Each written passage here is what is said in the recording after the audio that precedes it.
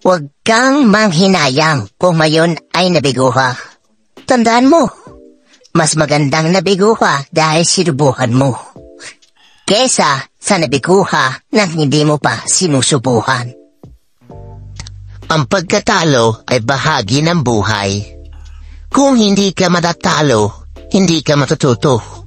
Kung hindi ka matututo, hindi ka rin magbabago. Hindi mo kailangan makipagtalo para lang mapatunayan na matatag kang tao. Minsan, kailangan manahimik. Hindi dahil sa takot tayo, kundi dahil ang matitinong tao hindi papatol sa mga taong kalebe lang ng aso. Ang taong inggit, walang ginagawa kundi manghusga at manlait. Simple lang para maging masaya.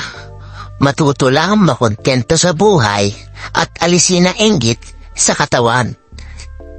Kahit saan ka pa nag-aaral o kahit gaano pa kataas ang tinapos mo, kung wala ka talagang respeto sa kapwa mo, wala kang karapatan na ipagmayabang na ikaw ay edukado, dahil daig mo pa ang mangmang at walang pinag-aralang tao.